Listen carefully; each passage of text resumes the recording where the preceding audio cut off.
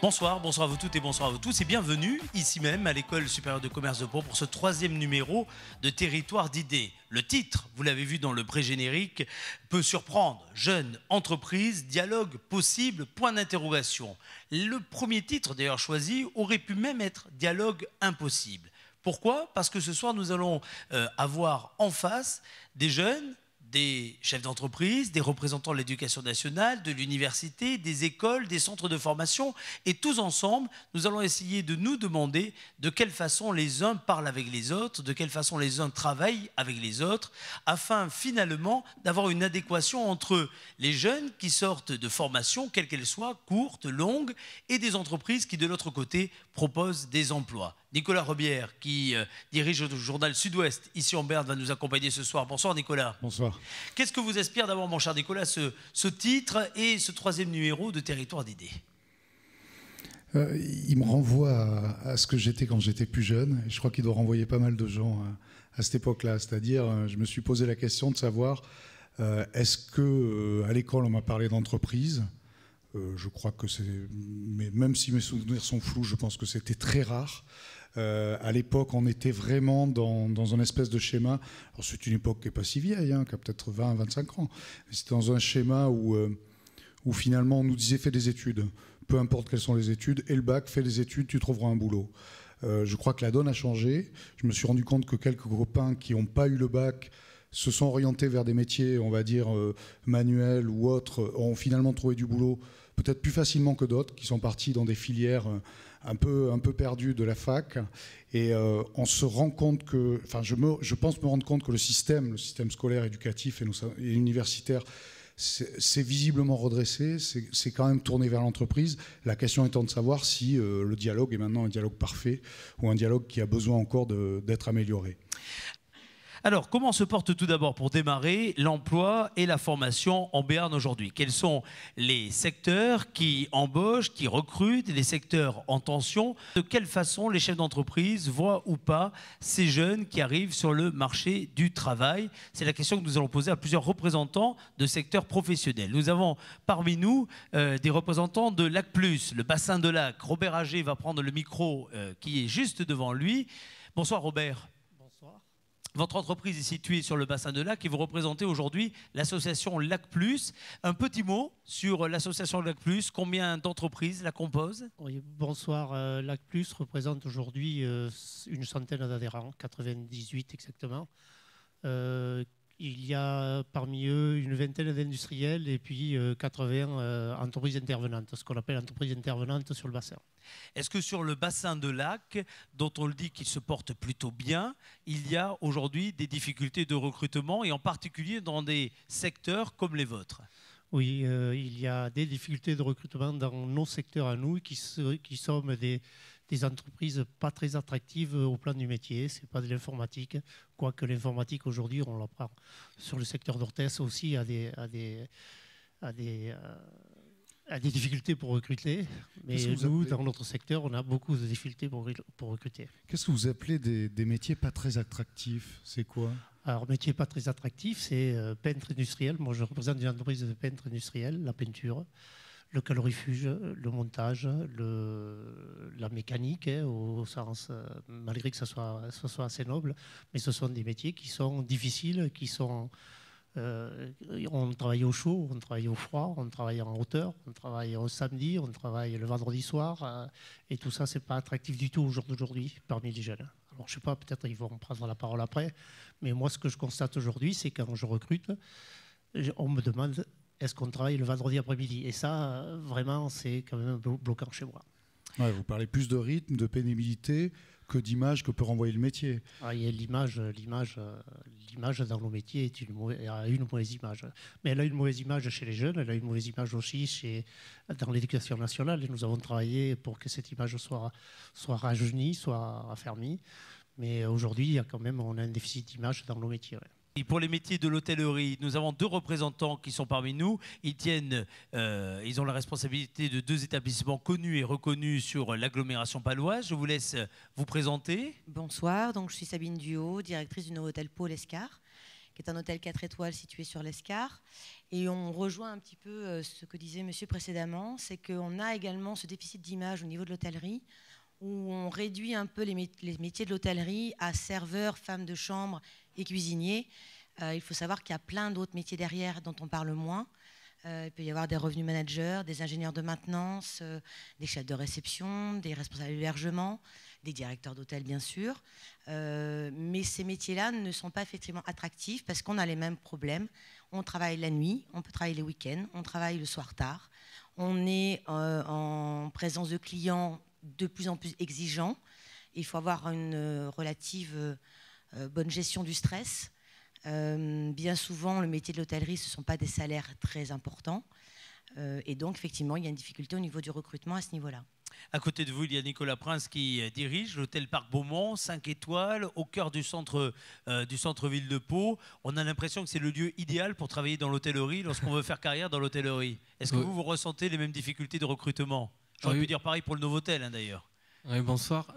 Nous, c'est très compliqué l'hôtellerie de luxe parce que le recrutement, il y a beaucoup de personnes déjà qui pensent que c'est facile, que dans le luxe, on ne travaille pas trop, etc. Donc je rejoins toujours ce qu'elle disait, donc il n'y a pas de souci. C'est très difficile de recruter, les gens n'ont pas envie de travailler. Chez nous, en tout cas, le luxe n'attire plus trop. L'hôtellerie-restauration n'attire pas vraiment, donc c'est très très compliqué. Voilà, on travaille le week-end, on travaille le samedi, le dimanche, la nuit, on est tout le temps dérangé. Voilà. Mais ce sont des super métiers, avec la passion, c'est super, quoi. Enfin, moi j'adore mon métier et je regrette surtout pas ce métier-là. Alors juste devant vous, il y a Alain Boy. Vous allez prendre le micro, mon cher Alain. Vous êtes vice-président de la Chambre de métiers et d'artisanat. Comment, dans les métiers de l'artisanat, comment se porte l'emploi aujourd'hui? Quels sont les secteurs qui embauchent, ceux qui ont des offres d'emploi non pourvues?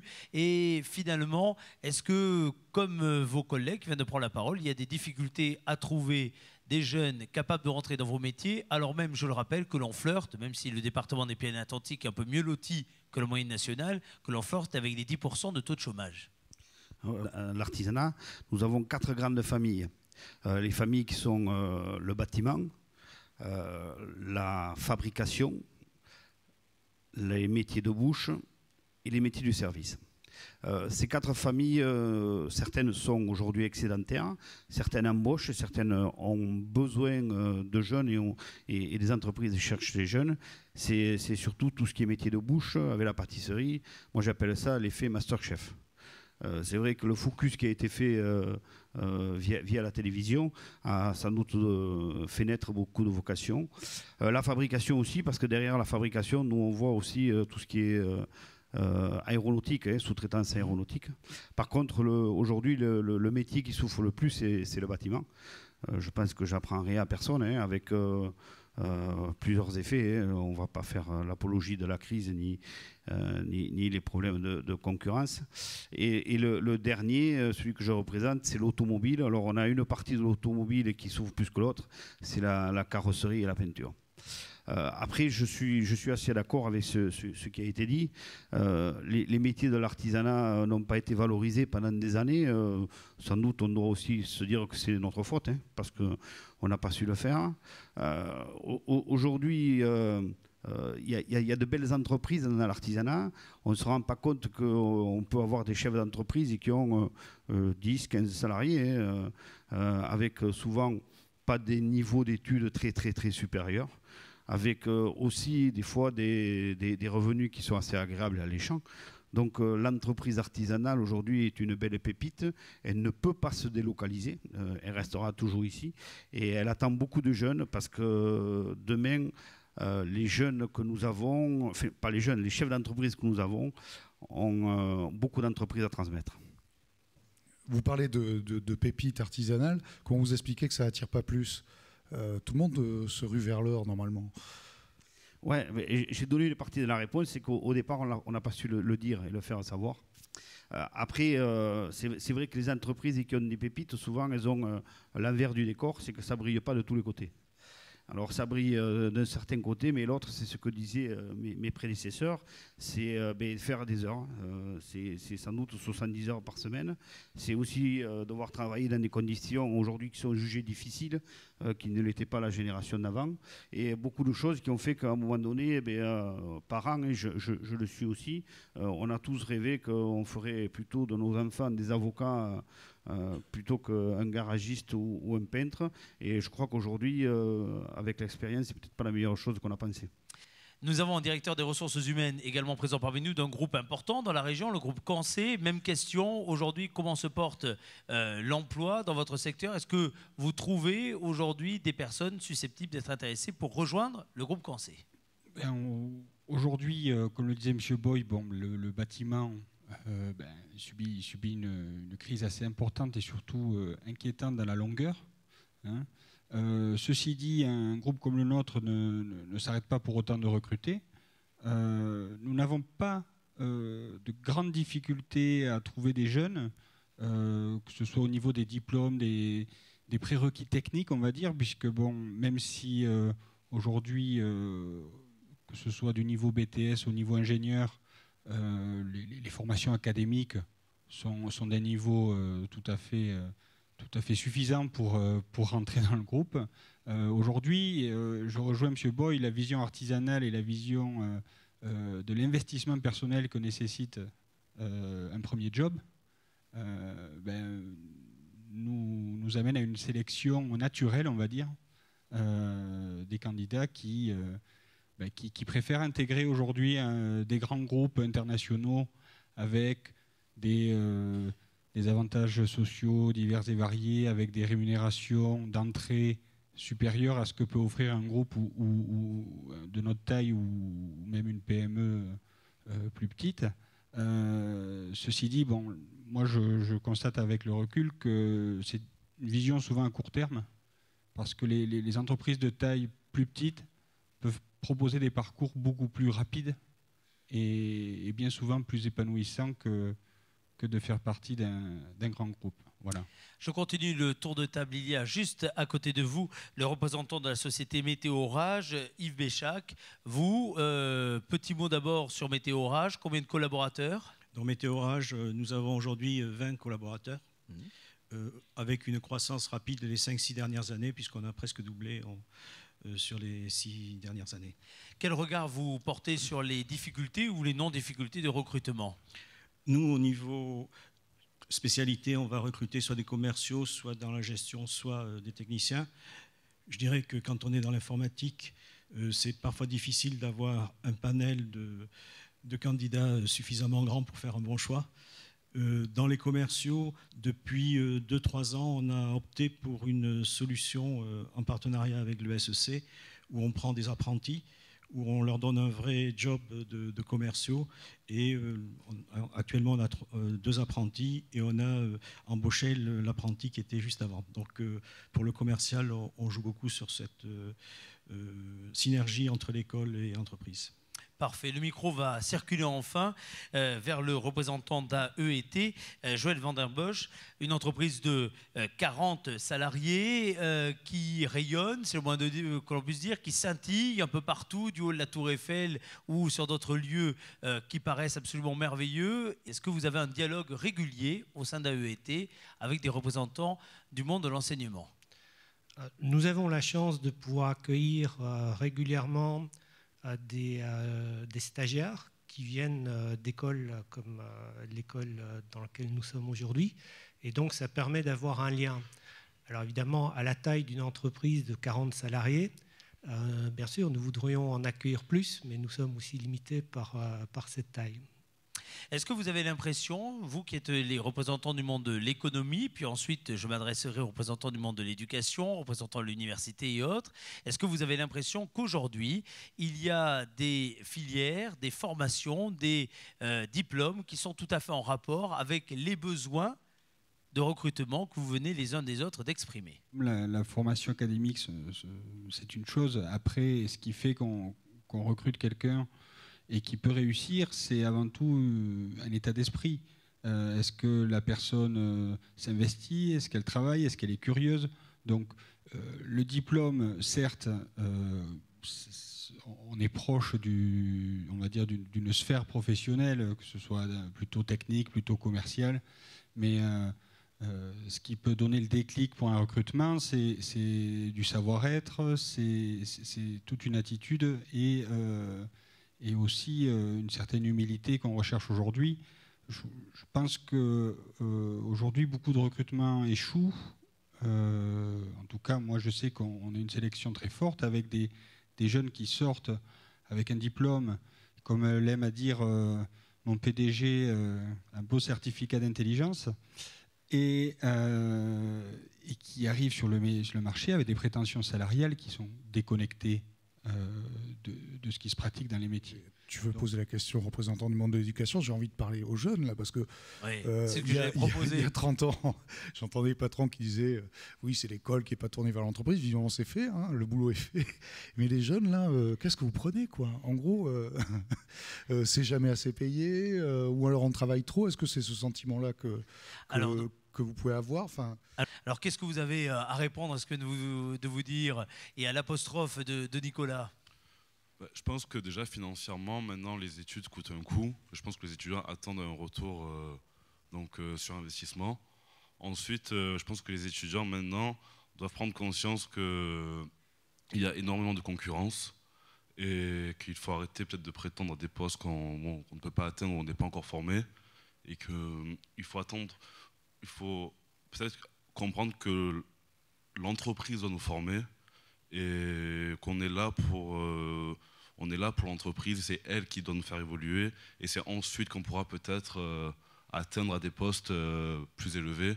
Des carrières ne sont pas des carrières s'évoluent sur 30 ans, 40 ans, et être patient et être le meilleur dans le domaine où on est, et donc être spécialisé. Aujourd'hui, les jeunes de 15 à 30 ans sont mieux formés que leurs aînés, c'est une certitude. Les emplois sont plus qualifiés. Pourtant, certains occupent des postes qui ne sont pas en adéquation avec leur formation. Un quart d'entre eux sont surdiplômés pour le poste qu'ils occupent, et seulement un tiers travaillent en réalité dans leur domaine directement de formation. C'est l'humilité d'en parler, monsieur. Et quand vous entendez un quart des personnes employées qui sont surdiplômées finalement pour le boulot qu'elles ont, ça vous effraie pas? Vous êtes déjà en master Non, moi personnellement, ça ne m'effraie pas spécialement, parce que c'est vrai que j'ai un projet professionnel qui est tourné à l'étranger, dans des pays où les débouchés se font, car en France c'est bouché. Après, tout à l'heure, vous parliez de passion. C'est vrai que quand on fait des études longues, c'est aussi parce qu'on est passionné par ce qu'on fait. Et forcément, c'est vrai qu'à la sortie de nos études, Sylvien vient d'en parler, on a investi de l'argent, on attend un retour sur investissement. Après, c'est vrai qu'on généralise un peu en disant qu'on a tous des prétentions salariales trop importantes. Après, voilà, il faut aussi que nous, les étudiants, on ait les pieds sur terre pour certains, et voilà, qu'on commence par le bas de l'échelle pour ensuite gravir les échelons. Et c'est là où vous parliez tout à l'heure de l'intérêt des PME plutôt que les grands groupes. Voilà, c'est vrai que moi, par exemple, je suis persuadé que je vais commencer ma vie professionnelle dans une PME et monter plus facilement, parce que ça ne m'intéresse pas de travailler dans un grand groupe où tout est vraiment déjà structuré et on a des perspectives d'évolution qui sont quasiment nulles. Il y a une réalité, c'est qu'aujourd'hui, les jeunes ne veulent pas rester comme nos parents, par exemple, 40 ans dans une entreprise, et rester vraiment dans cette entreprise et évoluer petit à petit. Aujourd'hui, les jeunes veulent directement avoir un bon poste, parce qu'ils se disent, bon, on a fait des études, on a l'aspect théorique, et cet aspect théorique, sans pour autant avoir l'expérience, mais ils se disent que, bon, par exemple, on a fait du marketing, on peut prétendre à un poste de marketeur, alors que bon, ce n'est pas tout à fait la réalité. Il faut quand même connaître le terrain, et ça, on a tendance à pas vraiment voir la réalité, qu'il faut vraiment de l'expérience pour prétendre être compétent à un poste et ensuite évoluer et justement pouvoir utiliser, savoir mettre en adéquation nos connaissances et après l'expérience avec le terrain. À côté de vous, il y a... Donc bonsoir, Adrien Boulanger, élève de terminale MEI à Molière. Donc pareil, j'ai choisi la filière maintenance et équipement industriel, surtout pour les débouchés, qui sont quand même assez larges sur le secteur de Lac, par la présence de grands groupes tels que Sobeji, Toray, Arkema. Et voilà. Pourquoi est-ce que vous avez choisi, par contre, de suivre cette formation, cette orientation professionnelle ? Déjà, premièrement, j'aime bien tout ce qui est manuel. Et Après, l'industrie est un secteur où ma famille baigne aussi un peu dedans. Donc pour moi, c'est une continuité de la famille. Et pourquoi est-ce que vous n'êtes pas allé d'abord par un bac généraliste C'est ce que j'ai fait. J'ai fait une année de seconde générale au lycée Gaston Phébus, où c'était vraiment des résultats dérisoires. Et j'ai été réorienté sur une filière professionnelle où maintenant je me donne à fond. Et alors, quelle image, avant d'être réorienté, vous aviez des filières professionnelles? Comme beaucoup d'images se font dans les collèges, c'est-à-dire une mauvaise image des filières pro. Pourquoi? Parce que vous ne les avez pas forcément présentées, on vous parlait finalement peu de ces filières-là, ou au contraire, c'était vraiment parce que vous les aviez déjà aperçues que vous en aviez une mauvaise image? C'est surtout les professeurs à l'époque qui étaient plus pour que nous partions sur du général. Mais avec 13 de moyenne générale en 3e, ils ont voulu m'orienter et finalement, c'était le professionnel qu'il me fallait. Alain Vaujany, prenez le micro, je vous en prie. Vous êtes aujourd'hui le proviseur du lycée Louis Barthou. Vous avez d'autres responsabilités au sein du Greta. Vous êtes venu avec une jeune qui est en première L et qui s'appelle Claire, qui va prendre le micro dans quelques minutes. Monsieur le proviseur, lorsque vous entendez un jeune qui dit que peut-être au niveau du collège, on ne lui a pas forcément recommandé une filière professionnelle et un bac pro, ça vous surprend ? Ça ne me surprend pas, mais quelque part, est-ce que c'est vraiment le rôle du collège face à des jeunes qui ont 14 ans, 15 ans, que de leur dire d'ores et déjà, tu vas choisir une filière professionnelle?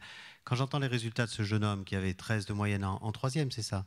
Je veux dire que quelque part, c'est aussi notre responsabilité que d'essayer de le pousser au maximum de ses possibilités. Il est allé en seconde, il a constaté que ce n'était pas ce qu'il souhaitait, donc il a pu être réorienté, il y réussit maintenant. Mais quelque part, s'il était parti directement dans l'enseignement professionnel, il serait peut-être resté sur des regrets, ou d'autres autour de lui seraient restés sur des regrets en se disant « mais tiens, j'aurais peut-être pu aller plus loin grâce à l'enseignement général ». Donc vous savez, maintenant... Vous sous-entendez cependant dans votre phrase que l'enseignement général, c'est ce qu'il y a de meilleur, puisque vous dites c'est aussi de notre responsabilité que de le faire aller vers finalement le maximum, ce qu'il y a de meilleur, etc. Le maximum de ses potentialités, tout simplement parce qu'à cet âge-là, on ne sait pas ce qu'on veut faire. Bon, c'est très rare quand même qu'on ait, certains l'ont, ont une idée précise, mais très souvent ça n'est pas le cas. Moi je vous reposerai une question, est-ce que vous pensez que pousser des études d'enseignement général un peu plus haut, ça interdit d'ensuite embrasser une carrière professionnelle et peut-être à un autre niveau et d'autant plus brillante? Je pense que Claire d'ailleurs pourra expliquer à ce sujet, sa démarche est intéressante. Bonsoir, donc, je m'appelle Claire et je suis en première littéraire au lycée Louis Barthou. Et j'ai profité du fait que j'ai que le bac de français et de sciences à la fin de l'année pour faire un stage d'orientation et de découverte dans le milieu de l'hôtellerie, afin de m'assurer que c'était vers ce milieu-là que je voulais m'orienter. C'est un milieu qui vous séduit, pourquoi?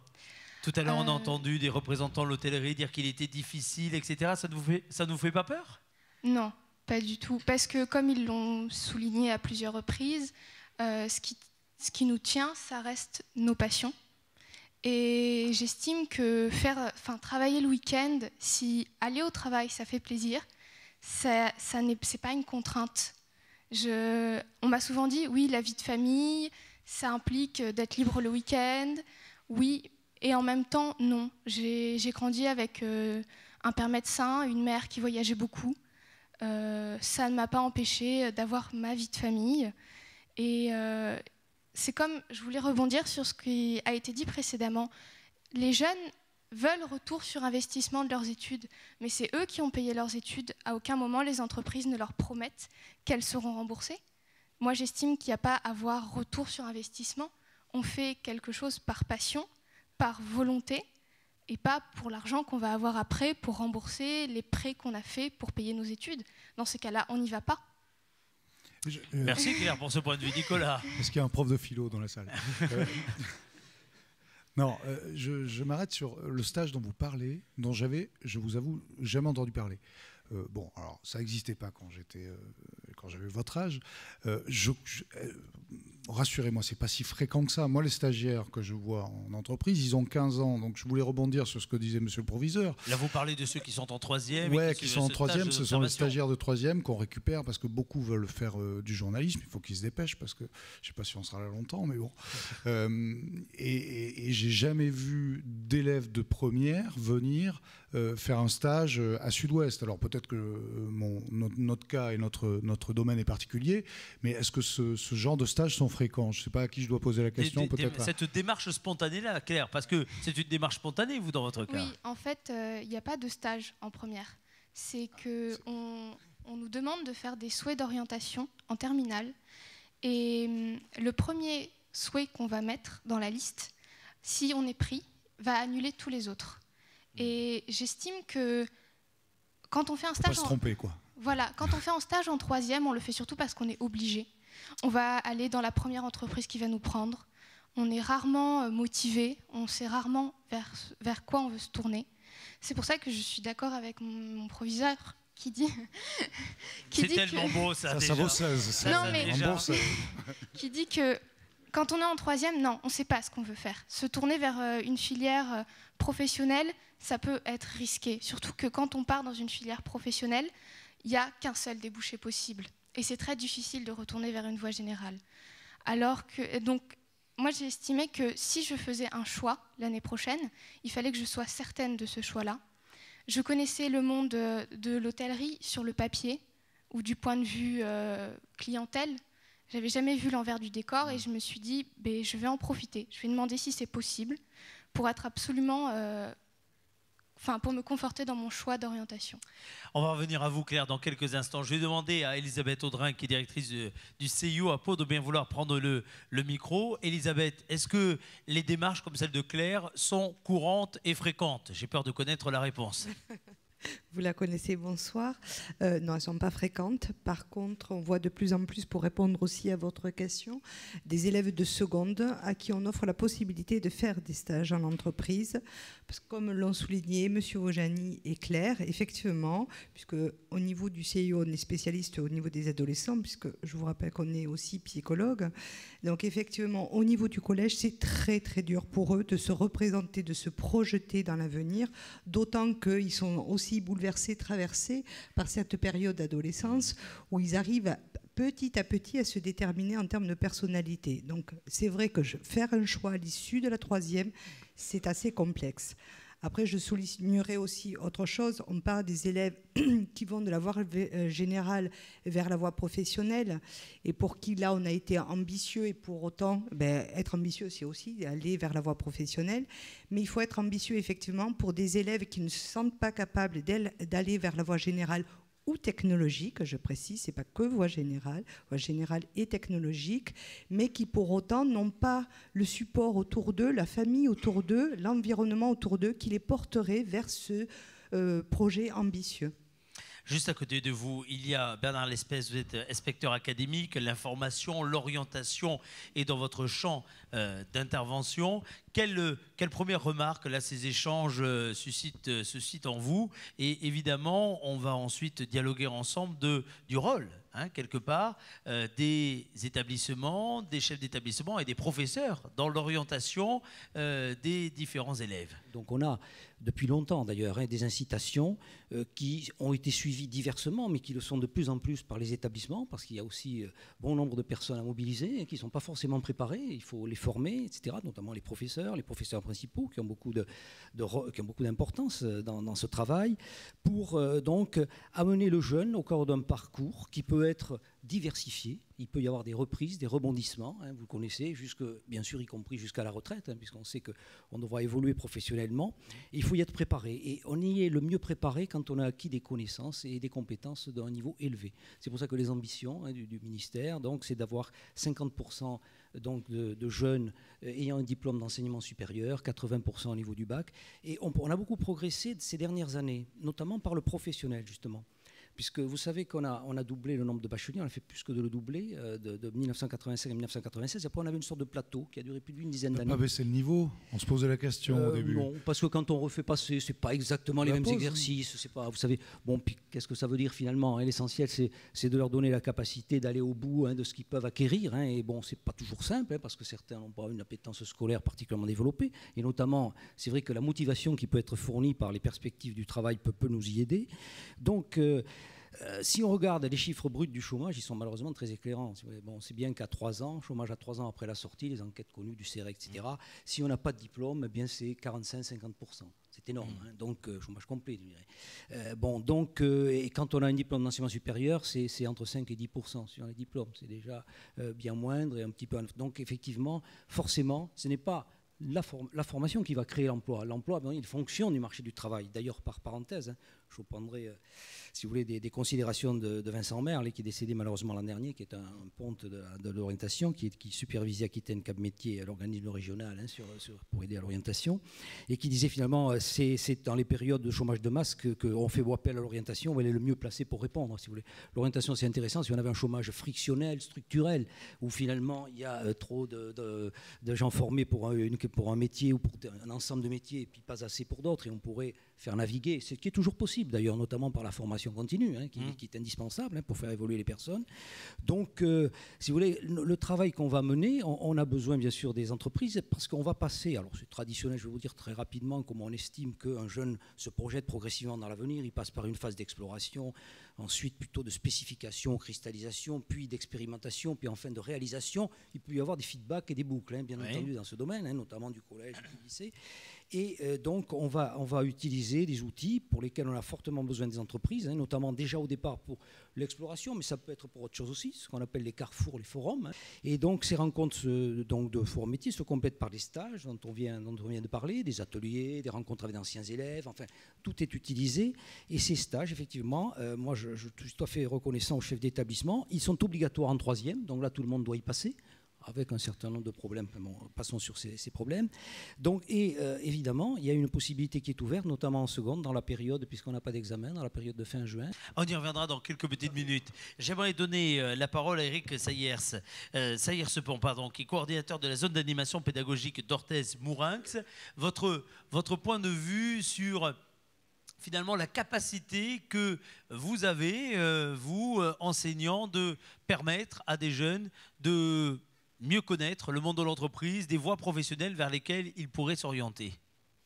Alors, mieux connaître, c'est un chantier très important. Comme l'a dit monsieur l'inspecteur, on y travaille au quotidien.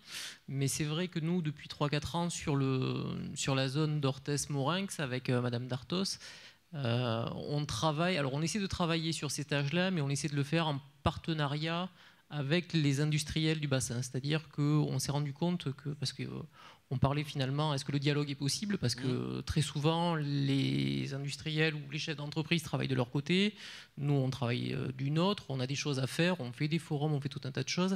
Mais c'est vrai qu'on s'est rendu compte que nous, sur notre zone pédagogique, on a des élèves qui sont, on parlait de la demoiselle de Bartou, dont le parcours est admirable, mais c'est vrai que nous, souvent, on a des élèves ruraux qui n'ont pas forcément les codes, qui n'ont pas forcément de réseau social, qui ne connaissent pas.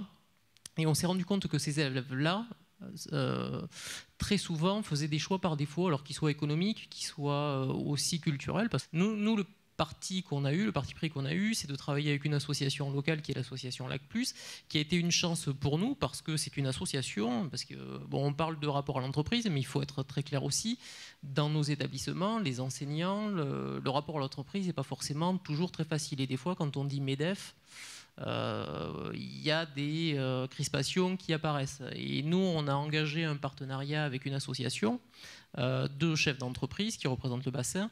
Et on a eu la chance de tomber sur un partenaire de très grande qualité qui était à notre écoute, avec qui on peut travailler au quotidien. Et on est parti d'un constat qui est qu'eux ont des emplois nous pourvus. Nous, on a des élèves qui géographiquement ne sont pas mobiles, donc on s'est dit, à un moment donné, est-ce qu'on ne peut pas se rendre mutuellement service? Alors que ce soit par la voie professionnelle ou que ce soit par la voie générale, parce qu'on peut aller dans les filières industrielles par la voie générale. et on arrive à trouver des débouchés. Donc on a commencé par un carrefour, ensuite on s'est dit qu'on allait essayer de favoriser des interventions de professionnels dans nos établissements, Ouais. que nos classes puissent aller dans les entreprises visitées. On est en train de travailler cette année avec le président de Lac+, on essaie de travailler sur des stages, alors que ce soit des stages pour les troisièmes, que ce soit des stages en lycée professionnel, en lycée général, que ce soit des stages en BTS, où on ait un cahier des charges commun, parce que très souvent, vous parliez des élèves qui viennent chez vous pour le journalisme, c'est très intéressant. En troisième, ça les intéresse, mais là aussi, en troisième, un stage, ça suppose d'avoir des transports, un réseau social, des connaissances. Ouais. Et quand on les a pas, moi je vois sur mon établissement, on finit souvent à la supérette du coin, chez la coiffeuse à côté. Est-ce que quelqu'un a pensé à le dire au ministère de l'Éducation, que les stages de troisième, visiblement, ça plaît à pas grand monde?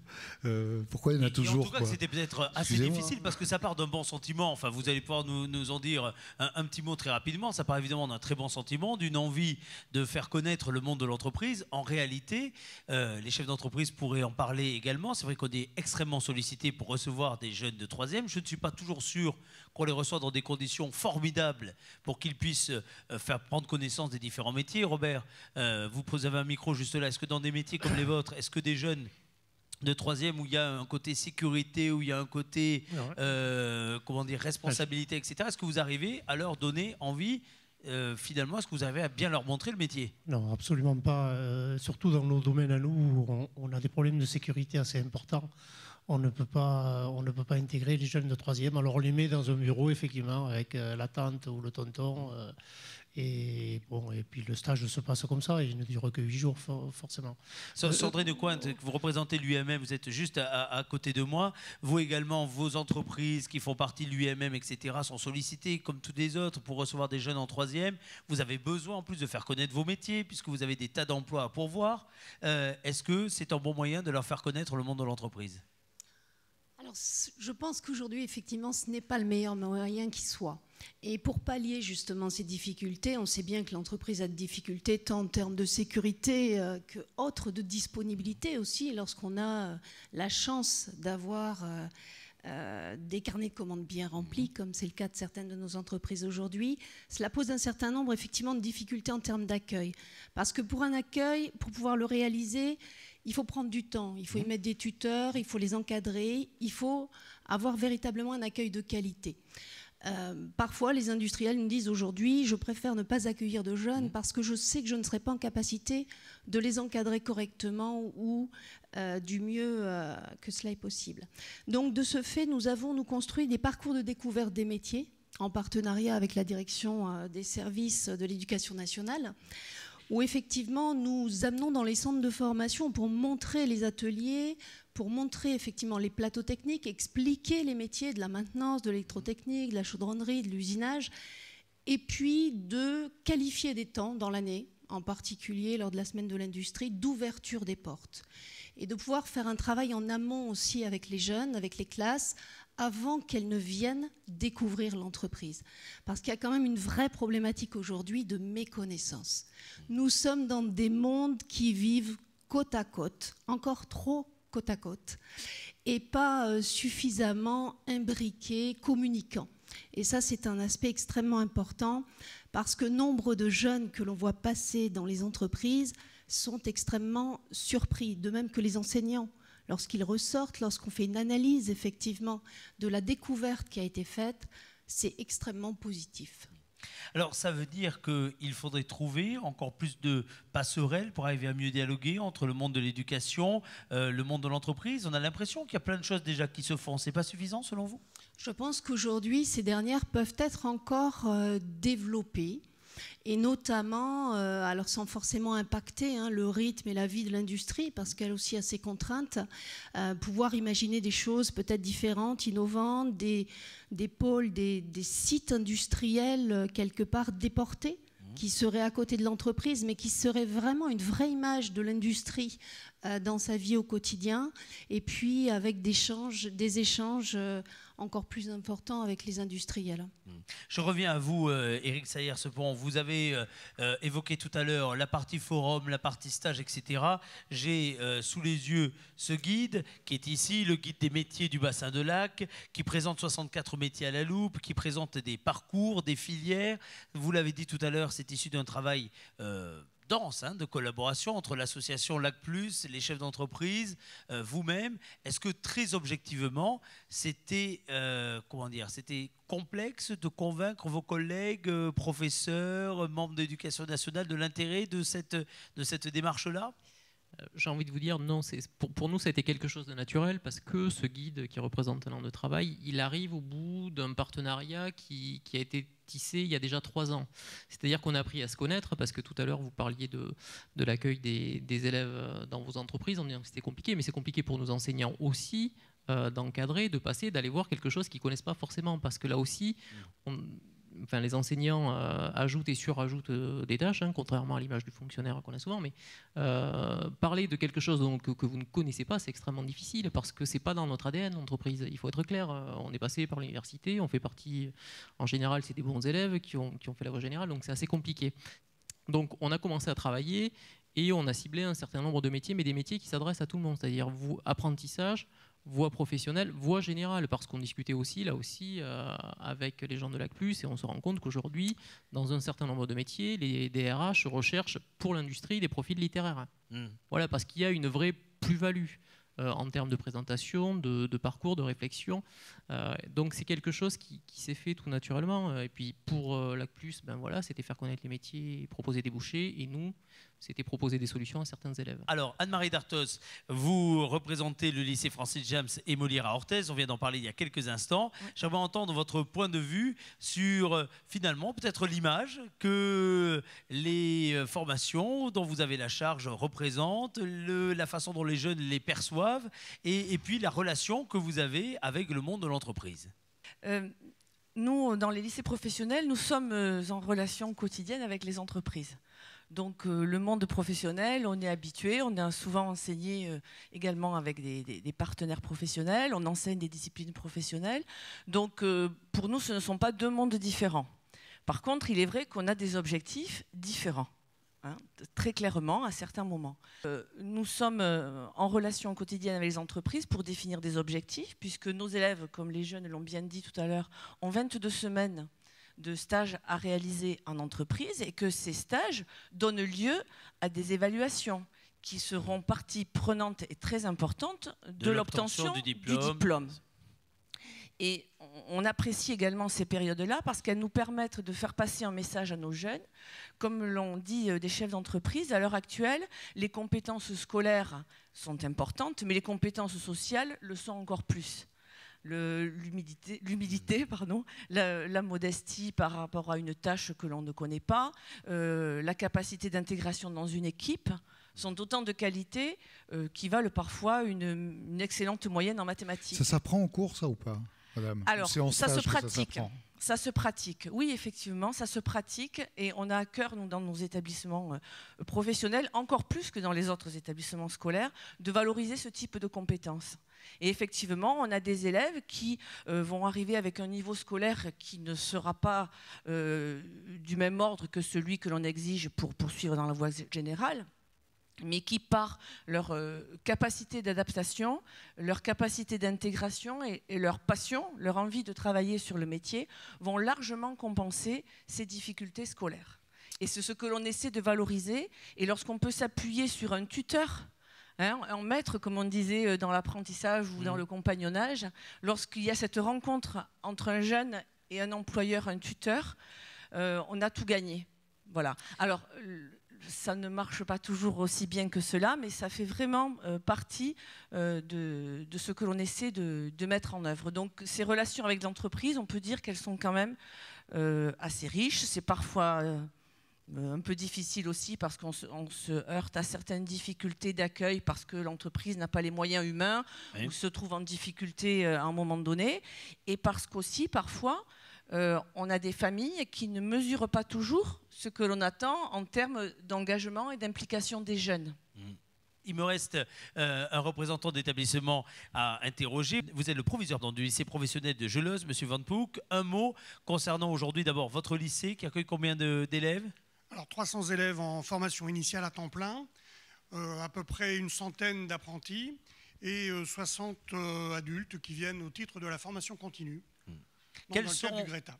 Quelles sont aujourd'hui, selon vous, les relations que vous avez avec le monde de l'entreprise? Est-ce que ces relations permettent d'avoir pour les jeunes une véritable vision de ce qu'est l'entreprise aujourd'hui, de ce qu'elle attend d'un jeune pour son entrée dans la vie professionnelle? Donc je crois qu'effectivement, les liens sont très forts dans les lycées professionnels avec les entreprises et c'est quelque chose qui est, je dirais, le fer de lance de tout l'enseignement professionnel. Comment vous expliquez, alors, enfin, je reviens aux remarques du début, les chefs d'entreprise qui ont du mal à trouver des jeunes pour l'embauche, juste derrière. Comment vous expliquez ce fossé? Je n'ai pas d'explication à vous donner très fondée ou très précise, mais ce que je peux vous dire, c'est qu'on a quelquefois nous aussi du mal à trouver des jeunes pour suivre des formations qu'on propose.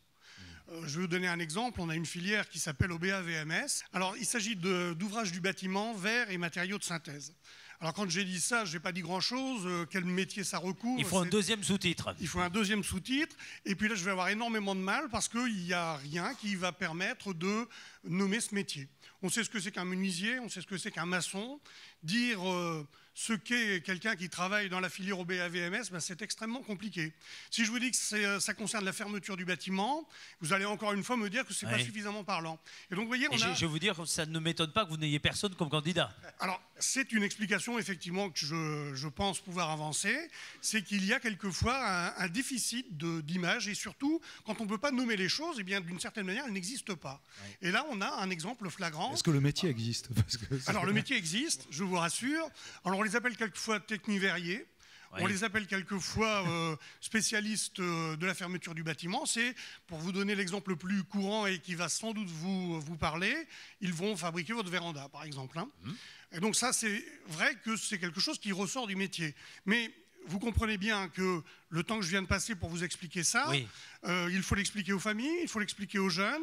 Et on a comme ça toute une gamme de métiers aujourd'hui qui sont le fruit des évolutions techniques, qui sont quelquefois très difficiles à nommer, où on retrouve quelquefois, historiquement, beaucoup d'anciens métiers. Les menuisiers, par exemple, se sont beaucoup reconvertis dans le bois et aujourd'hui dans le verre et les matériaux de synthèse.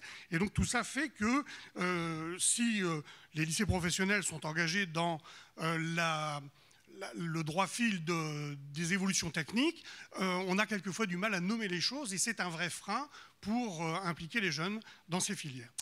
Christine Selaya va prendre le micro, elle est chef de service apprentissage à la Chambre de métiers et d'artisanat des Pyrénées-Atlantiques. Est-ce que, de votre côté, vous avez du mal à intéresser des jeunes pour entrer dans le CFA, dans les CFA que vous dirigez? Bonsoir. Alors effectivement, nous n'avons pas trop cette problématique-là, puisque les jeunes qui viennent chez nous vont signer un contrat d'apprentissage. Et quand on signe un contrat d'apprentissage, eh bien, on rentre déjà dans les professionnels. Un contrat de travail. Ça veut dire derrière un salaire, ça veut dire plein de choses. Alors, par rapport à ce qui a été dit, il y a vraiment des choses très, très intéressantes et je ne vais pas revenir sur tout ce qui a été dit, mais je pense que la réussite, une des clés de la réussite, c'est vraiment l'orientation. C'est vraiment le positionnement en amont. On réfléchit avant de poursuivre une voie générale, avant de rentrer, d'envisager une orientation professionnelle, technologique. Laquelle? Est-ce que oui ou non, je veux faire un apprentissage? Qu'est-ce que ça veut dire être apprenti? Ça veut dire que je vais rentrer dans le monde du travail. Nous, on le dit à nos jeunes. Hein. On leur dit attention, vous êtes jeunes, mais ça y est, vous êtes des salariés particuliers avec un CDD, contrat à durée déterminée, l'apprentissage, mais ça implique plein de choses. Revenir aussi sur les savoir-être qui sont acquis lors de stages ou lors de ces contrats d'apprentissage qui sont très très importants. On va acquérir des savoir-être, on va apprendre à dire bonjour, on va apprendre à s'intégrer dans une équipe, à comprendre ce que c'est que d'être performant, d'intégrer une logique d'entreprise. Et ça, ce sont des choses que peut-être on apprend beaucoup plus facilement lors de stages ou lors de la signature de contrats d'apprentissage. Pour répondre à la question, est-ce qu'on a du mal à trouver des jeunes ? Je dirais oui, parfois on a du mal à trouver des jeunes et puis parfois on a du mal à trouver des entreprises aussi. Christine, vous avez dit tout à l'heure que pour vous, la clé de tout cela, c'était évidemment l'orientation, la capacité de permettre de choisir, de faire le bon choix, etc. Mais est-ce que vous avez l'impression qu'on a suffisamment les clés lorsqu'on est jeune, lorsqu'on est en 5e, 4e, 3e, seconde, première, etc., d'avoir finalement toutes les cartes en main pour faire le bon choix? Est-ce qu'on a finalement une juste vision de ce que sont les filières, les formations, les métiers? Alors quelquefois le bon choix, on ne sait jamais trop si on l'a fait. Hein, non, mais et on ne sait jamais si on ne s'est pas trompé. Et peut-être que de se poser la question, c'est déjà une bonne chose. Mais effectivement, on n'a pas toutes les clés, ni à 14 ans, 15 ans, 16 ans. On ne les a pas forcément. Maintenant, il faudrait quand même revenir sur certaines idées préconçues qui consisteraient à dire eh bien, l'enseignement professionnel, on y va quand on ne peut pas faire autre chose. Alors ça n'existe plus. Hein, les parents l'ont bien compris. Vous avez l'impression qu'il y a une évolution des mentalités? Il y a une très grande évolution. Moi, je peux le dire puisque j'ai un petit peu d'expérience dans ce métier-là. C'est vrai que nous avons développé énormément les partenariats entre les établissements scolaires, les CFA, les CIO, l'éducation nationale, et on ne peut que s'en réjouir. Parce qu'une orientation, à un moment donné, elle peut évoluer. Un jeune peut ne pas être prêt à rentrer dans le monde du travail par la signature d'un contrat d'apprentissage, et cependant être prêt quand même à faire le choix d'une orientation professionnelle. Il faut respecter ses choix. Alors, effectivement, dire on a toutes les réponses et tous les choix possibles, non. Non, d'autant plus que, bon, ça a été dit tout à l'heure, on s'adresse à un public de jeunes qui est très multiple et que tous les jeunes n'ont pas forcément les possibilités matérielles et financières de pouvoir suivre des études ailleurs que dans le département. Voilà, donc il y a toutes ces composantes-là dont il faut tenir compte. Mais je pense quand même qu'on peut quelque part tous se féliciter du travail qui est fait en commun, de tous ces forums qui existent, qui contribuent à cette orientation, à cette découverte des métiers. Des stages sont proposés et tout ça, ça n'existait pas. Hein. Il y a 15-20 ans, on n'avait pas tout ça. Voilà. Valérie Mangelette, vous êtes la directrice du SCUIO. Vous avez l'impression que depuis quelques années, il y a plus facilement de passerelles qui s'effectuent entre l'université et l'entreprise? Alors oui, bien entendu, ça fait maintenant 5-6 ans que l'université travaille au plus près avec les entreprises. Alors je ne dis pas, là aussi ça a amélioré bien entendu, mais on propose beaucoup de forums métiers, on s'appuie sur nos anciens, on fait venir témoigner justement ceux qui sont passés par nos formations pour venir témoigner de leur expérience, partager leur réseau aussi, hein, ça c'est important. Donc petit à petit, oui, l'université s'ouvre, il y a encore des progrès, mais elle s'ouvre. Alors, je vais maintenant donner le micro à deux représentants d'études supérieures, deux établissements qui sont situés à Pau, mais pas simplement, puisque ces deux établissements ont la particularité d'avoir également un rayonnement au niveau de la métropole nationale. Je vais donner la parole à Arnaud Jiménez, qui est le directeur des partenariats entreprises ici, à l'école de commerce. Il joue à domicile. Ensuite, je donnerai la parole à Nessim Fins, qui est le président de l'ISTI, situé à quelques pas d'ailleurs de l'école supérieure de commerce de Pau. Votre travail, vous, au quotidien, Arnaud, c'est justement de favoriser le lien entre l'école de commerce et les entreprises. Vous avez l'impression que ce lien, il est plus dense qu'il n'était il y a quelques années? Alors, il est plus dense qu'il y a quelques années, peut-être, mais j'ai véritablement l'impression que la dimension professionnelle et le lien avec les entreprises a toujours existé donc, à l'ESC Pau. Les ESC, donc, brièvement, les écoles supérieures de commerce, comme il en existe 38 en France, ont la particularité d'être des établissements membres de leur chambre de commerce. Donc nous appelons ceci dans l'enseignement supérieur des établissements consulaires, donc, qui délivrent en particulier des diplômes de niveau master, des diplômes de niveau bachelor, en général de Bac plus 1 à Bac plus 6. Donc l'entreprise, elle a toujours été présente donc, à l'ESC Pau, en ce sens que déjà donc, la mission qui nous est assigné donc par notre gouvernance, la Chambre de commerce et d'industrie Pau Béarn, c'est quelque part de contribuer au développement économique régional. Donc, si l'on formule la problématique de cette manière, en termes marketing, je dirais, donc c'est un mot qui a été utilisé par nos étudiants également, donc dans ce cas-là, on considère que d'une manière absolument nécessaire, nous devons créer des liens avec les entreprises et que nous devons, c'est seulement parce que nous avons des liens très forts avec les entreprises, parce que nous sommes capables de les comprendre, de connaître leurs besoins, l'évolution de leur métier, l'émergence de nouvelles spécialisations, le fait que nous sommes capables d'intégrer 300 cadres et dirigeants d'entreprise qui contribuent à 40% de notre programme pédagogique. Donc les exemples sont très très nombreux. C'est seulement parce que nous sommes capables de faire ça que dans le même temps, nous donnons une dimension professionnelle extrêmement forte à nos 1400 étudiants, donc futurs diplômés, de la même manière que nous formons 700, au minimum 700 collaborateurs d'entreprise dans tous les domaines de la gestion. Voyez, et c'est parce que nos étudiants ont à la fois des fondamentaux de gestion dans tous les domaines apportés par nos professeurs, donc nos professeurs permanents de l'ESCPO, mais également par ces 320 cadres et dirigeants d'entreprise, qu'effectivement, nous sommes fiers de dire que nous avons inséré la totalité de nos diplômés, donc promotion après promotion, dans toutes les entreprises, donc pour une grande partie régionale, mais pas seulement, y compris nationalement, y compris internationalement, dans de très bonnes conditions. Je voudrais parler, si vous voulez, des relations des grandes écoles en général et de la mienne en particulier avec les entreprises. En ce qui concerne l'EISTI, l'entreprise est au centre, si vous voulez, de notre formation. Pourquoi je dis cela? Parce que parmi les 18 membres de notre conseil d'administration, 10 sont dirigeants ou cadres d'entreprise. Ensuite, nous avons 7 chaires d'entreprise. Ensuite, nous avons 2 stages, l'un en deuxième année de 22 semaines et le dernier de 24 semaines en entreprise. Donc, l'entreprise, pour nous, c'est quelque chose d'extrêmement important. Nous avons nos options de dernière année qui se font effectivement dans ces chaires d'entreprise avec l'assentiment des entreprises. On parlait tout à l'heure, si vous voulez, de chômage, etc. etc. Permettez-moi de vous dire, dans cette, je dirais, aujourd'hui, pour être sûr de ne pas être au chômage, il faudrait avoir une formation longue de qualité. Quelques chiffres, je ne parle pas de mon école. Le diplôme, on fait une remise des diplômes à l'EISTI le 3e samedi du mois d'octobre, et sachez quand même que nous avons 100% de nos élèves qui ont un CDI lorsqu'on fait la remise des diplômes, et ils disent dans quelles entreprises, etc. Mais lorsque je prends le cas général des écoles d'ingénieurs françaises, il faut quand même se dire qu'il n'y a que 4% en recherche d'emploi après 3 mois de leur diplôme. Donc, si vous voulez, voilà une assurance contre chômage qui sont les grandes écoles françaises. Et permettez-moi de terminer en vous disant, dans cette ambiance morose que traverse aujourd'hui notre pays, que les écoles d'ingénieurs françaises sont les meilleures du monde. Et je vous assure que je me suis baladé partout.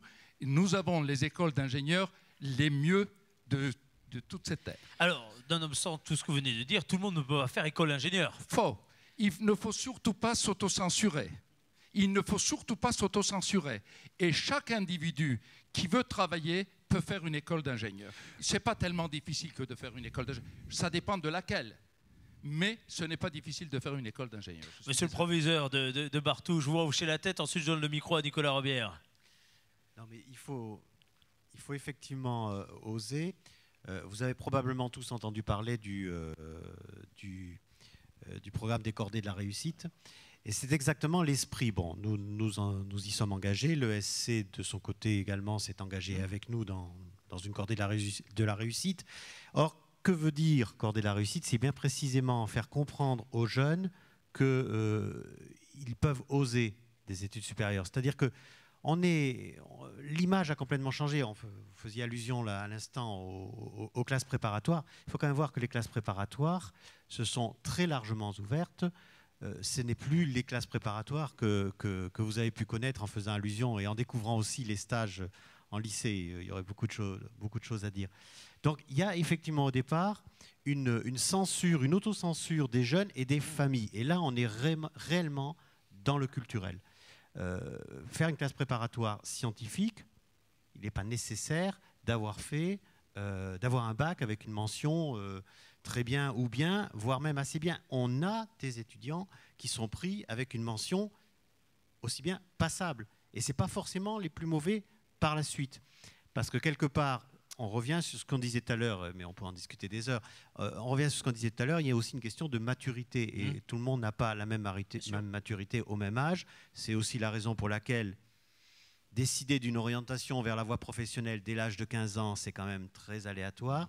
De la même manière, décider d'entamer ou non des études supérieures dès l'âge de 16 ans, bon, c'est vrai que Claire est quand même assez exceptionnelle dans sa réflexion et dans son parcours. Absolument. Néanmoins, on leur laisse maintenant cette possibilité, précisément, étape par étape, et quel que soit l'âge, d'avoir cette réflexion.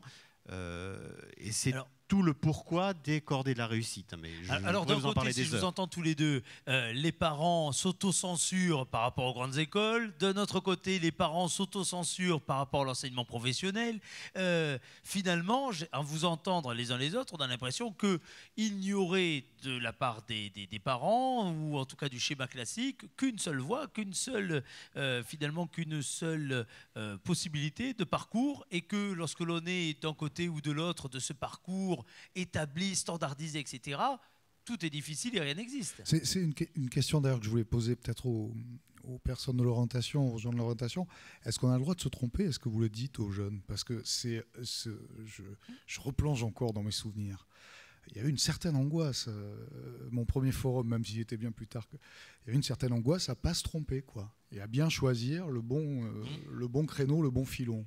On le leur dit. Et maintenant, il y a même des possibilités de plus en plus larges de se tromper et de réintégrer d'autres voies. Il y a des classes passerelles, il y a ces histoires de stages. C'est beaucoup moins un effet fermé, segmenté que ça ne l'était par le passé. Et ce que je voulais dire, parce que personne ne l'a dit jusqu'à maintenant, vous savez qu'on a beaucoup parlé il y a 2, 3 ans ou 4 ans maintenant de la réforme des lycées, avec notamment l'introduction de ce qu'on appelle les enseignements d'exploration. Mais qu'est-ce que c'est que les enseignements d'exploration? Ce n'est pas explorer telle ou telle matière, pas du tout. C'est largement ouvert sur le monde de l'entreprise. Monsieur Fins, vous voulez rajouter quelque chose? Je voudrais être un peu provocateur. Allez-y. Il faut quand même que vous regardiez les résultats des concours après une classe préparatoire scientifique.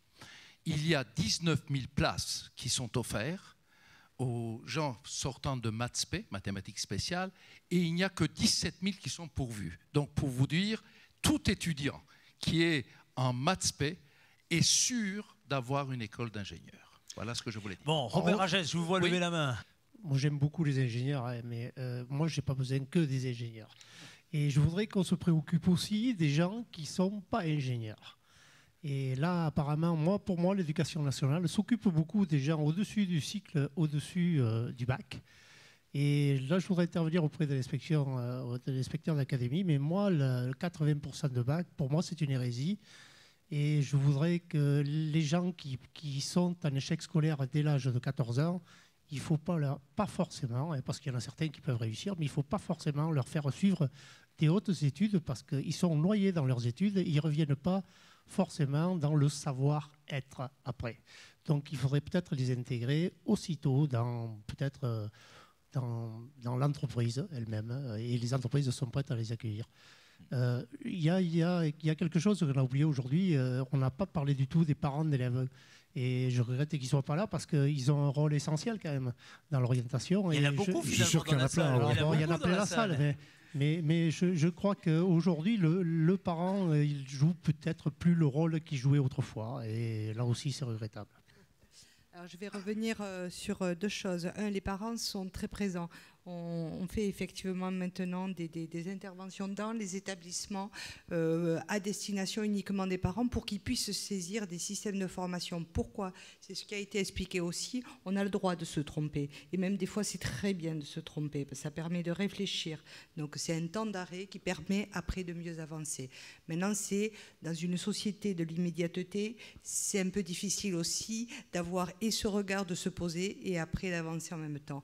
Pour les parents, effectivement, le travail d'orientation est fait avec les jeunes, effectivement, autant que faire se peut, et avec les parents. On travaille beaucoup à les rassurer, notamment. C'est eux qu'on doit rassurer le plus.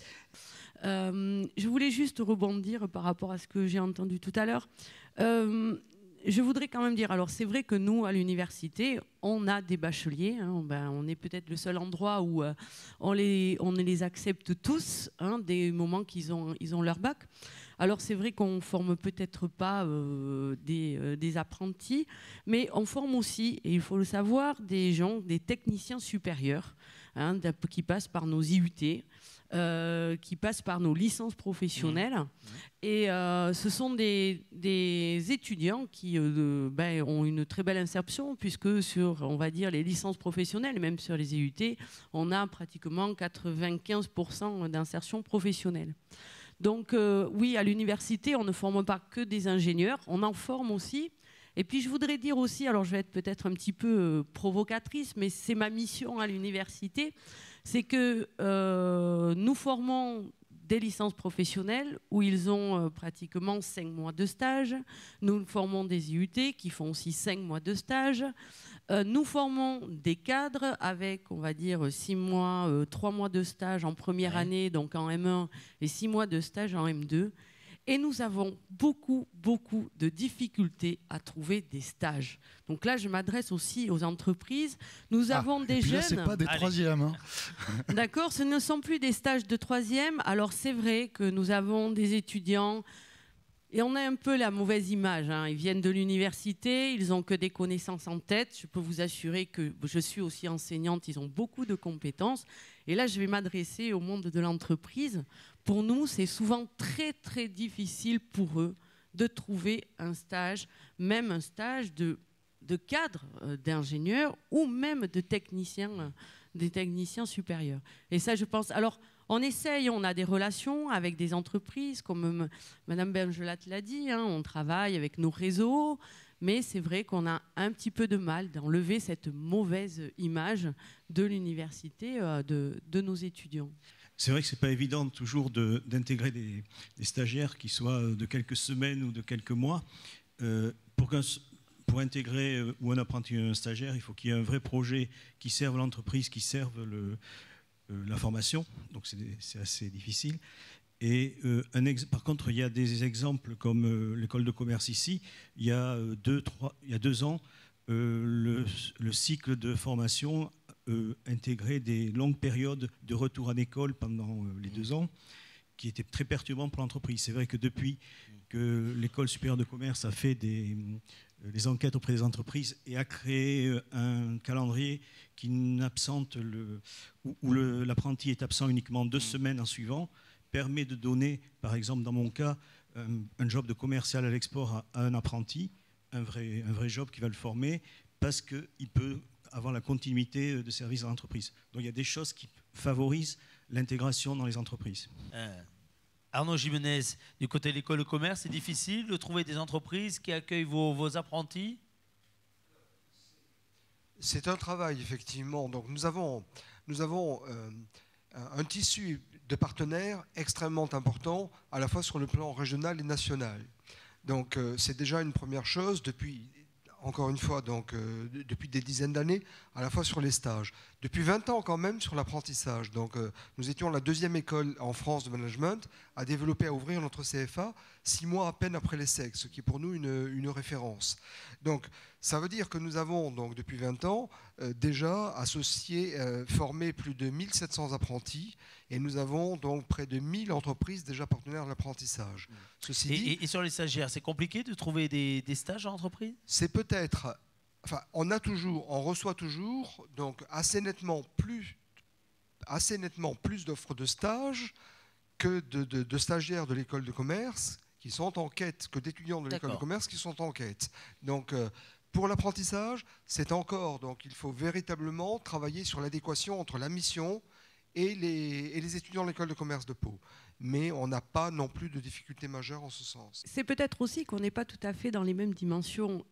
Il faut savoir qu'on a quand même 7000 étudiants sur l'université de... Je parle simplement le site de Pau.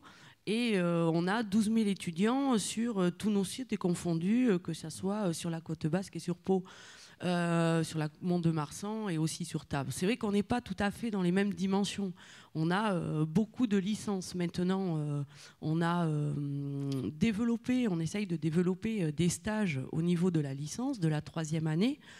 Ça fait beaucoup d'étudiants. C'est pour ça aussi beaucoup d'étudiants pour le nombre d'entreprises capables de recevoir dans de bonnes conditions les stagiaires. Vous parliez tout à l'heure de cette difficulté que vous pouviez avoir de trouver des entreprises, mais c'est ma voisine pourra en parler peut-être quelques instants dans des entreprises qu'elle représente, mais c'est difficile peut-être aussi d'avoir un nombre aussi important de stagiaires qui réclament un stage en entreprise. Oui, disons qu'on se retrouve dans la même difficulté peut-être que les stages de 3e, voilà, au niveau de l'université. C'est sûr, c'est quelque chose de partagé. Alors nous aussi, nous avons des partenariats, mais nous faisons des études technologiques avec des cadres. C'est vrai qu'il est difficile dans les entreprises de pouvoir libérer sûrement des tuteurs au sein de l'entreprise. C'est souvent ça. Hein, moi, je prends le cas d'Amiens, par exemple. On n'a jamais reçu autant de demandes de stage que ces 2 dernières années, de tout niveau. Et là, je ne parle pas des stages de 3e, etc. Mais c'est incroyable le nombre de stagiaires qui frappent à notre porte. Et en capacité, on pourra en prendre 1, on pourra en prendre 2, mais on ne pourra pas prendre les 34 qui sont encore sur mon bureau en attente de réponse. Oui, mais juste... J'ai entendu aujourd'hui, c'est vrai que on dit que les étudiants ou les jeunes n'ont pas la connaissance de l'entreprise. Et donc la connaissance de l'entreprise, elle s'acquiert comment? Alors ils peuvent aller dans les forums, ils peuvent aller discuter, mais la connaissance de cette entreprise, elle se fait dans l'entreprise. Donc quelque part, peut-être que les entreprises doivent comprendre que tous ces jeunes-là ne pourront pas faire tous des stages, et peut-être que la première action de l'entreprise, quand il aura recruté, c'est de justement de leur faire connaître l'entreprise, parce que ce n'est pas facile. Un engagement extrêmement fort a été pris au cours de ces dernières années en matière d'alternance par les entreprises. Hein, je prends que le secteur de la métallurgie aujourd'hui, mais en ce qui concerne l'apprentissage, c'est une progression de plus de 20% dans les 2 dernières années, 70% de contrats de professionnalisation en plus dans ces entreprises. À un moment donné, effectivement, on arrive aussi en limite de capacité d'encadrement. Privilégions la qualité de cet encadrement. Donc il est vrai qu'aujourd'hui, l'entreprise privilégie l'alternance au sens large, s'y est engagée par le biais de l'apprentissage et du contrat de professionnalisation, c'est une réalité. Et de ce fait, il arrive qu'on ait quelques difficultés aussi d'accueil de stagiaires autres. Non, moi je trouve que toute la formation là, dont vous disiez, le problème des stages, je pense que voilà, chef d'entreprise, et j'ai entendu le message, c'est quelque chose qu'on mesure peut-être pas assez, qu'il faut qu'on fasse passer à tous les chefs d'entreprise. C'est-à-dire qu'on ne peut pas toujours critiquer que l'école est loin de l'entreprise. Faisons amende honorable. Moi, je viens d'entendre quelque chose ce soir que je ne mesurais peut-être pas entièrement, c'est de dire oui, mais il va falloir qu'on ouvre peut-être plus nos portes. J'aimerais redonner le micro rapidement aux jeunes là, qui ont pris la parole tout à l'heure, Sylvain, Thibault, Nicolas, Rudy, Cyril, Adrien, etc. Reprenez le micro. Vous, qu'est-ce que vous attendez de ce premier contact avec le monde de l'entreprise ? Tout dépend, voilà, si on différencie, comme vous l'avez très bien dit, stage de découverte et stage d'approfondissement en alternance, par exemple. Je vais prendre un cas concret. À la fin de la première année en école de commerce, à Pau, on doit effectuer un stage de 6 mois à l'étranger. Et c'est vrai que l'école, notamment Arnaud Jiménez, récupère un paquet d'offres, mais après c'est à nous, c'est aussi à l'étudiant de se responsabiliser. Et voilà, c'est vrai que là, depuis tout à l'heure, on parle de responsabiliser l'école, l'entreprise, mais c'est aussi aux étudiants de ne pas hésiter à aller pousser les portes aussi et d'y aller au culot. Vous savez qu'avec des amis, on a toujours fonctionné comme ça, on a trouvé notre stage à l'étranger comme ça, en allant sur place un mois à l'avance, en toquant aux portes. Alors avec notre costume et nos CV, il faut aussi y aller au culot. Et puis voilà. Je vais donner le micro à votre voisin. Alors, ce que je pense, il y a plusieurs points déjà à aborder. Et alors, on dit qu'on peut se tromper dans les stages, bon, certes en 3e, oui, parce que c'est vraiment la première approche. Mais quand on est en école de commerce, par exemple, c'est mon cas, si je dois faire un stage, je ne pense pas que j'ai ce droit de me tromper. Parce que dès que je vais faire mon stage de 6 mois, par exemple, je vais avoir une étiquette. Par exemple, si je vais dans l'agroalimentaire, Eh bien, écoutez, oui, j'ai fait du porte-à-porte. On ne peut pas changer après. On a entendu tout à l'heure qu'on pouvait faire des... C'est vrai que bon, c'est assez problématique. Donc, oui, il y a faire le métier que l'on veut, donc ce qu'on ressent vraiment la passion. Mais pour ça, voilà, comme ça a été dit, il faut d'abord mettre un premier pied dans l'entreprise. Et il y a beaucoup de moyens qui sont mis en œuvre pour qu'on puisse rentrer. Mais ça reste tout de même très difficile parce que on a beau avoir un CV qui est bien rempli avec à la clé peut-être un beau diplôme, trouver une entreprise qui nous correspond parfaitement, c'est pas forcément l'entreprise qui va nous ouvrir ses portes aussi facilement. Pourquoi? Parce qu'on nous demande une expérience. Par exemple, on va nous demander est-ce que vous êtes compétent dans tel domaine?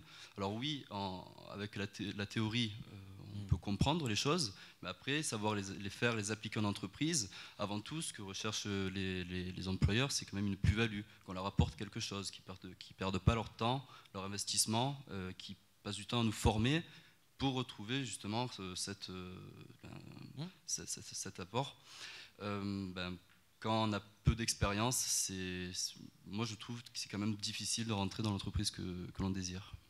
Nicolas, on a entendu tout à l'heure finalement des personnes nous disant lorsque dans ma formation les élèves ont été en contact avec le monde de l'entreprise, quel que soit le niveau finalement, que ce soit au niveau des bacs pro, que ce soit au niveau des centres d'apprentissage, que ce soit au niveau des écoles d'ingénieurs, ils ont une capacité à trouver finalement du travail derrière. Ça vous rappelle pas un système par exemple allemand que l'on cite souvent en exemple parce qu'il permet d'avoir très rapidement une entrée dans le monde de l'entreprise à côté d'un enseignement général? Alors, on entend beaucoup parler, on a longtemps entendu le modèle allemand bien avant. Maintenant, c'était dans cette pratique-là, l'apprentissage. Je ne sais pas si les spécialistes de l'éducation nationale se disent est-ce qu'on a pris un exemple sur ce modèle allemand ou est-ce que simplement on est parti d'un constat qui était sinon de sourdes oreilles entre entrepreneurs et profs, du moins une méconnaissance qu'il fallait combler. Parce que ce qu'on voit ce soir, c'est quand même visiblement du boulot a été fait dans un sens comme dans l'autre. Il y a un vrai rapprochement, quoi. Oui, le modèle allemand, si vous voulez, on l'a connu en France. Parce que les gens s'en trompent un peu sur le modèle allemand. Ils pensent que c'est l'apprentissage. Non, c'est l'école d'entreprise. Ce qui est quand même relativement différent. Moi, quand j'ai débuté, c'est pas quand même l'Antiquité dans l'orientation. On avait quand même, moi j'étais sur Paris, vous aviez toutes les grandes entreprises, soit mixtes, soit d'État, soit privées, qui fonctionnaient avec des écoles d'entreprise. Bon, la SNCF, l'EDF, la RATP, Renault. Bon, puis ici, vous aviez Turboméca, vous aviez Dassault, vous avez, enfin, je ne vais pas toutes les citer. C'était pas l'école, quoi. C'est, si vous voulez, effectivement, l'entreprise qui prend en charge la totalité de la formation, avec une partie théorique, une partie pratique. Bon, on a tout effacé, on est parti sur autre chose. Mais je crois que ça a été dur, parce qu'on a perdu du temps, mais on repart sur quelque chose d'intéressant. L'Allemagne, vous avez certainement lu dans la presse, elle a de grands succès. Elle a quand même des fragilités importantes, notamment dans les niveaux de qualification, un certain nombre de choses. Mais bon, c'est vrai que ce modèle qu'elle avait, elle lui avait donné une avance conséquente. En 70, si vous voulez, 74% en 1970, des Allemands avaient au moins un diplôme au moins égal au niveau CAP. En France, on était à 28%. Vous voyez d'où on vient quand même. Bon, ça semble loin, mais enfin, c'est quand même pas très loin non plus à échelle. On a fait des progrès absolument colossaux depuis une trentaine d'années en termes de qualification. Bon, mais il y a d'autres inconvénients, notamment dans le financement de la formation. C'est compliqué, ça passe par des canaux fiscaux, c'est dur. Enfin, voilà, c'est des choses qui passent différemment. Moi, j'aurais une dernière question à tous ces enseignants. Est-ce qu'il n'y a pas une angoisse? On le dit de plus en plus, et nous on le disait déjà, et c'est vrai. En gros, on ignore la moitié des métiers vers lesquels vont se diriger les jeunes et les métiers qui vont exister dans 10, 15 ou 20 ans. C'est pas angoissant de se dire finalement je vais apprendre à des gens des métiers qu'ils ignorent encore. Je vois le président de l'ESTI, non, le directeur général de l'ESTI, qui fait non. Justement, vous, dans vos domaines, information, dans l'éthique, c'est impressionnant, même dans le journalisme, on ne fait plus du tout les métiers que j'ai appris. C'est plus le même. Bien sûr, mais on vous a appris, quand on est enseignant, on vous a appris à apprendre, monsieur. On vous a donné cette capacité d'apprendre. Bien évidemment, ça serait vraiment d'une immodestie totale qu'un directeur d'école d'ingénieur vous dise je sais ce qui va se passer. Je sais ce qui va se passer d'ici 10 ans. En tout cas, on leur donne la capacité d'apprendre et de s'adapter. Et nous savons pertinemment qu'aujourd'hui, un diplômé va changer au moins 5 fois de métier, si vous voulez. Donc, on ne peut pas être exactement dans cette optique. Monsieur le proviseur de Barthou, ensuite Ève, là-bas. Mais vous voyez au fond que la boucle est bouclée. Ce qui vient d'être dit par mon voisin, d'ailleurs je suis admiratif que vous teniez ce discours, mais ça me rassure, tout à fait. C'est la raison pour laquelle, dès le début de notre propos, nous disions qu'en règle générale, spécialiser des jeunes dans un métier dès l'âge de 15 ans, c'est peut-être largement prématuré, à la fois parce qu'ils n'ont pas la capacité, certains oui, hein, il y a des réussites, à la fois parce qu'ils n'ont pas la capacité de faire un choix réfléchi, mais c'est surtout parce que nous sommes maintenant dans une société qui est incapable de dire, effectivement, 10 ou 15 ans à l'avance, quels seront les métiers. Or, à quoi sert effectivement une base solide d'enseignement? Ce qui vient d'être dit, c'est effectivement être capable d'évoluer, être capable d'apprendre à apprendre. Effectivement, c'est cela. Et donc, je crois que ça milite assez largement vers l'idée de ne pas trop spécialiser et enfermer les jeunes. C'est une première remarque. Et la deuxième remarque que je voulais faire par rapport au modèle allemand. Le modèle allemand, on en entend parler, on nous en rebat les oreilles depuis des années, sauf que la société allemande, vous savez, je viens de l'Est de la France, hein, la société allemande, l'entreprise allemande n'a rien à voir dans sa mentalité et son mode de fonctionnement avec notre société française et l'entreprise française. Donc, la notion de formation des jeunes là-bas en Allemagne, elle n'est pas du tout la même. L'entreprise, c'est un lieu de formation constamment. Ève, je vous en prie. Oui, juste, je suis d'accord tout à fait avec mes collègues des grandes écoles. Nous aussi, à l'université, on est là pour leur donner des compétences qu'on appelle des compétences transverses qui permettent en fait à chaque jeune de pouvoir s'adapter au métier.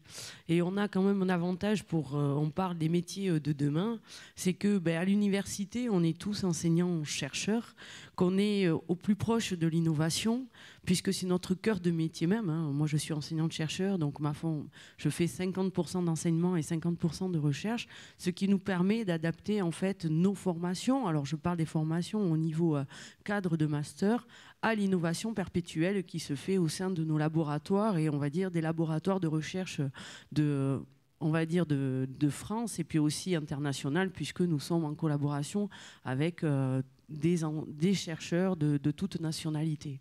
Donc c'est quand même une force chez nous aussi, c'est que ce contact avec la recherche et ce contact avec l'innovation, qui est très forte à l'université, nous permet de faire évoluer nos formations vers des métiers innovants.